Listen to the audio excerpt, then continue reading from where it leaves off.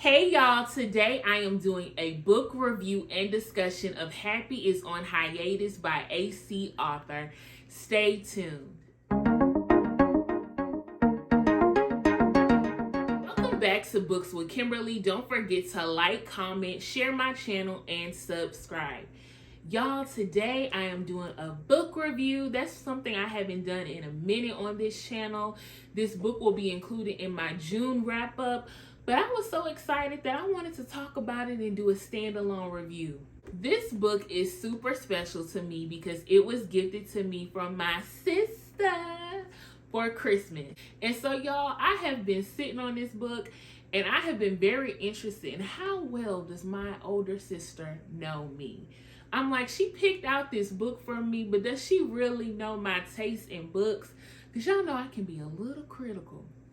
Just a little bit. And my sister is not a book reader, y'all, but she is a huge fan and supporter of Books with Kimberly, and she knows all the TV shows and movies that I like. So I think she is a good judge of character of what entertains me. It was so funny, y'all, because when I opened up my gift, she was like, read the back. Doesn't it seem good? And y'all know I am not a big fan of reading the back of books because this description, it just tells so much of the story. When I read the first line of the book description, which is when Rita McCall discovers her husband's affair, I'll just stop there.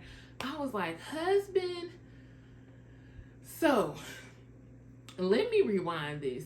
One thing I haven't really expressed on this channel is that I have previously had a preference when it came to contemporary women's fiction or chick lit. I like to read books about women who are single, new in their career, looking for love, very young and fresh, because I felt, like that's relatable to me. Y'all know that like literally 95% of the books that I read are books by Black authors, books about Black women that focus on Black characters. And so it's very important to me that not only these books be about women who look like me, but also women who go through similar things as I do. So when I read that description, I was a little bit worried because I don't normally read books about middle-aged women, women who have husbands, women who have children who are out the house and they're trying to start this new chapter in their life. But y'all, I had to give myself a reality check. I have been out of college for almost 10 years. So these are exactly the kind of books that I probably should be reading. This book is about Rita McCall and her two cousins who are her best friends, more like sisters, Jamel and Sheree. They are all around the same age, but this book focuses on Sheree's story and Rita's story. This book opens up with Rita getting a phone call from another woman that her husband has been messing with. And she tells Rita, look, not only have me and your husband been having an affair, but I am pregnant for your husband. Rita is not surprised by any of this because her husband has cheated in the past, but she is definitely disappointed. And so sis starts pulling out all those designer clothes and shoes and watches from his closet and carries as much of it as she can to the front lawn, y'all. And sis gets some Germex, y'all, very creative. Gets some Germex, puts all the Germex on the clothes, sets it on fire, and we have a waiting to exhale Bernadette moment. And immediately as I am reading this part in the book, I'm like, yes, this is my kind of book. My sister absolutely knows what kind of books I like. We get introduced to Rita's cousins who come to rescue her. Like, what are you doing? And she tells them about what her husband has done. And she decides, I am ready for a divorce. And so that is Rita's story within this book.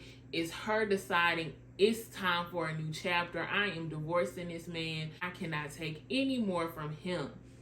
And on the other hand, her cousin Sheree, who we get perspectives and chapters about her life, she finds out that her father died in prison, the father that she absolutely hates.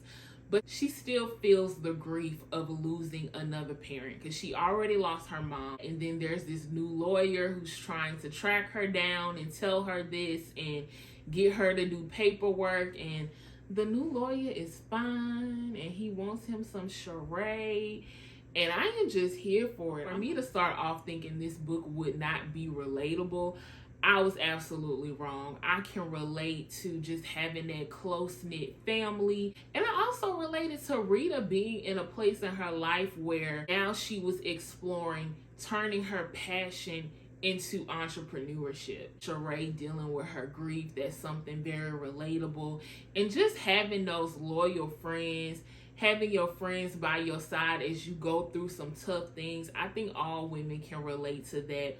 Women who have those friends that no matter what they're going through, their friends are right there cheering them on. As a person who previously only enjoyed books that would talk about women who are single, I think it's also important to read books like this where women who have done marriage, been there, done that, and are at the end of that chapter, and to read some of what they went through and where they are now. Those lessons of knowing your worth, those lessons of knowing when to walk away, those lessons of knowing when it's time to close that chapter and when you deserve better.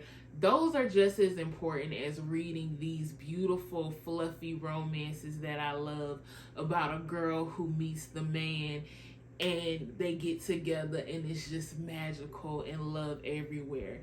Yes, I love those kind of books and they are important. It's also important to read about women, especially for me, Black women, who are entering those new chapters in their life. I think all of that is important. So I absolutely love this book that was chosen by my big sister, and I gave this book 4 stars.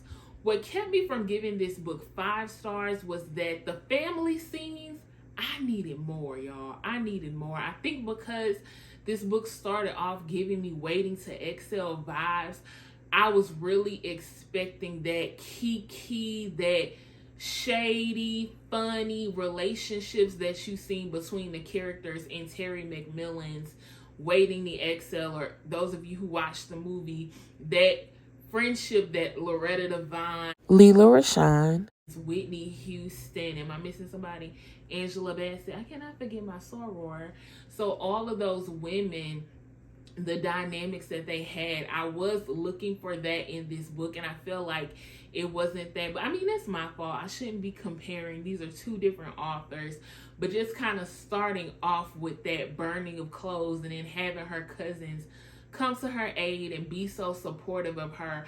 I wanted to see more wisdom from the family because in this book there are so many scenes, so many cookouts, so many family gatherings, and I love them getting together, eating food together as a family. That's something so important in the Black community.